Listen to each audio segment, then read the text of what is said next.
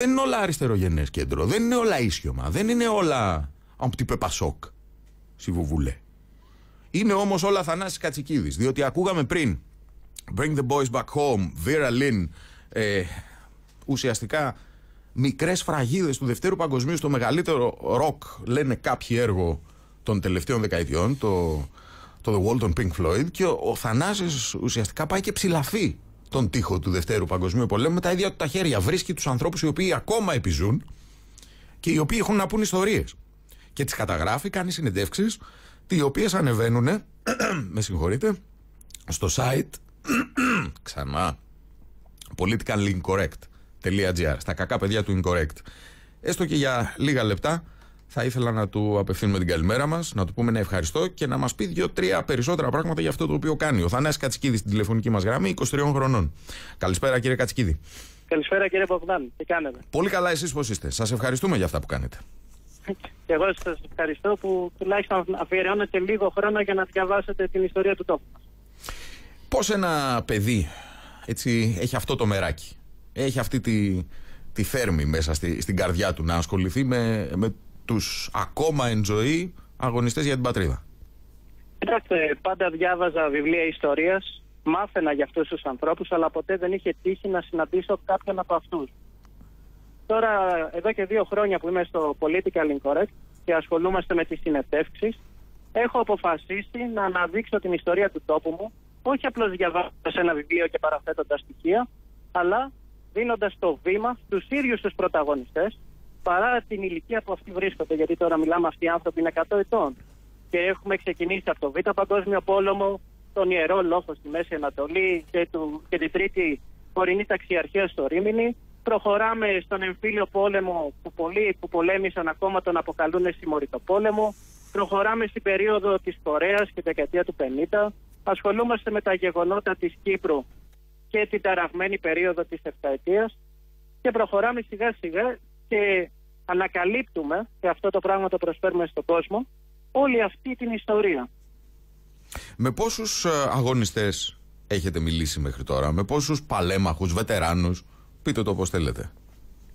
Αυτή τη στιγμή δεν μπορώ να σας πω ένα συγκεκριμένο νούμερο, το οποίο μπορεί να είναι ψευδές. Είναι πολλοί, μεταξύ των οποίων είναι ο στρατηγός Κωνσταντίνος Κόρκας, ένας θρύλος του ελληνικού στρατού, ιερολογή στο τελευταίο εν ζωή. Μιλήσαμε με τον συνταγματάρχη, τον κύριο Πλάτωνα, στην Αδεινό, που διαβάσατε τώρα και τη συνέντευξή του, το πρώτο και το β' μέρος, και ακολουθεί και τρίτο μέρος για την Κορέα, όπου η Κορέα είναι ένα γεγονός, είναι κάποιες μάχες που δόθηκαν σε μια ξένη γη που δεν γνωρίζουμε πολλά στοιχεία για αυτές. Οι Έλληνες, όταν τους τελειώσαν τα πυρομαχικά, τελειώσαν τα πυροβόλα να σφυροκοπούν τις θέσεις τους, είχαν οι ξυμφολόγχες τους είχαν χαλάσει από τις πολλές μονομαχίες, μέχρι και με τα δόντια αυτοί οι άνθρωποι σε μια ξένη γη, επαναλαμβάνω, πολέμησαν για μερικά ιδανικά όπως είναι η δημοκρατία. Μετά πάμε στα γεγονότα της Κύπρου, κάποιοι καταδρομείς που συμμετείχαν στα θλιβερά γεγονότα της Κύπρου. Περνάμε στην περίοδο της Επταετίας, άνθρωποι που προσπάθησαν να ανατρέψουν τη δικτατορία. Αλλά έχουμε και ανθρώπους οι οποίοι μας μιλάνε, όπως ο κύριος Τάκης Λαζαρίδης, που μια συνέντευξη που θα δει σύντομα, για την αλήθεια που κρυβόταν στην αριστερά της εποχής. Γιατί ακούμε πολλές φορές αριστερούς, τους κομμουνιστές, όπως και οι ίδιοι θέλουν να αποκαλούνται ακόμα και σήμερα, τον 21ο αιώνα.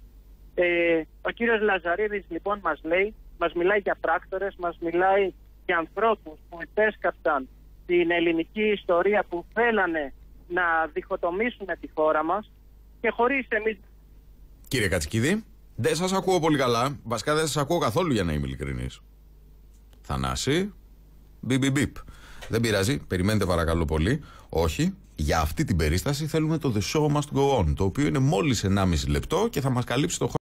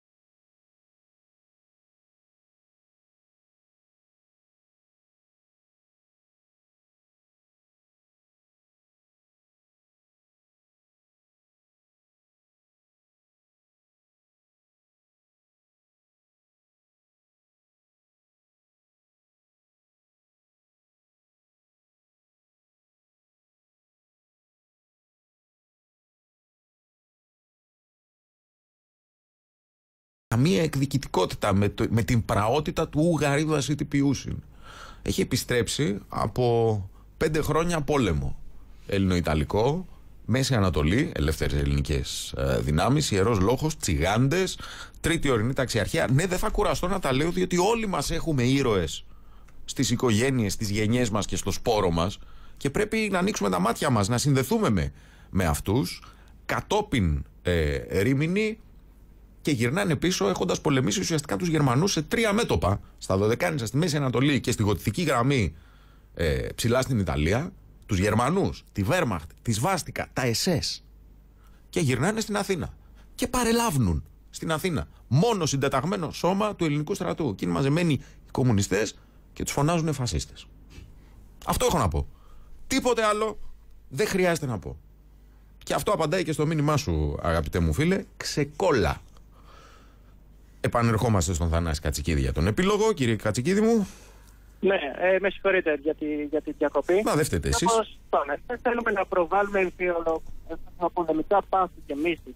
Απλώς προσπαθούμε να αναδείξουμε άγνωστες πτυχές της ιστορίας μας, και γι' αυτό η επόμενη συνέντευξη, η οποία θα αναρτηθεί, είναι και τον τελευταίο επιζώντα της απόβασης στην Νορμανδία, τον τελευταίο Έλληνα επιζώντα, τον ναύαρχο Θεόδωρο Λιμπεράκη, ένας άνθρωπος ο οποίος συνόδευσε τα αποβατηγά πλοία τα οποία πήγανε στην Νορμανδία. Ένας άνθρωπος που έχει προσεγγίσει πλέον τον 1 αιώνα. Με εκείνο το βρετανικό ελληνικό αντιτορπιλικό. Ο κύριος Λιμπεράκης, ο ναύαρχος Λιμπεράκης, ήταν με το αντιτορπιλικό το Μπάζ. Ήταν κάποια αντιτορπιλικά, νομίζω, αμερικάνικα, κλάσεις Φλέτσερ, τα οποία τα είχαν πάρει οι Βρετανοί, μετά τα δώσανε σε εμάς. Δεν θυμάμαι. Τέλος πάντων, εν πάση περιπτώσει, να σας πω ένα τελευταίο. Γιατί δεν το κάνετε βιβλίο όλο αυτό? Έχετε αρκετές συνεντεύξεις να πάμε σε έναν εκδοτικό οίκο, εάν δέχεστε κιόλας αυτή την ιδέα? Κοιτάξτε, από τη δικιά μου την πλευρά δεν υπάρχει κάποιο πρόβλημα. Προς το παρόν όλα αυτά αξίζει τον κόπο, αυτό σκέφτομαι. Ναι, προς το παρόν όλα αυτά που εμάς προσφέρονται ελεύθερα στους κοινό μας. Λοιπόν, politicallincorrect.gr. Ακριβώς, incorrect.gr, άμα πατήσει κάποιος. Σωστό και αυτό. Σωστό και αυτό, incorrect.gr. Και ακολουθούν πολύ ωραία πράγματα. Μία συνέντευξη η οποία δεν αφορά το πόλεμο. Καλά, παιδιά. Ναι. Μία συνέντευξη που δεν αφορά το πόλεμο είναι με τον Νεστορίδη, τον παλέμαχο ποδοσφαιριστή του. Άλλη μία που κάνατε με τον Τρομάρα. Σωστά. Τον Τζίμι Τρομάρα. Σας διαβάζω, κύριε Κατσικίδη. Και σας ευχαριστώ πάρα πολύ για τα πράγματα με τα οποία καταπιάνετε. Μας δίνετε και εμάς, που δεν γεράσαμε ακόμα, αλλά τέλος πάντων δεν είμαστε και spring chicken, που λένε στην πρωτινιώτη μας. Μας δίνετε και εμάς χαρά να σας παρακολουθούμε. Κάθε καλό, και να μας ασκείτε και κριτική, παρακαλώ, Σκληρή κριτική. Διότι σε εσάς οφείλουμε, από εσάς περιμένουμε. Να μας βοηθάτε να ερχόμαστε. Να μας βοηθάτε να ερχόμαστε στα ίσια μας. Σας ευχαριστούμε θερμά εκ των προτέρων. Θανάσης Κατσικίδης, ετών 23, κυρίες και κύριοι.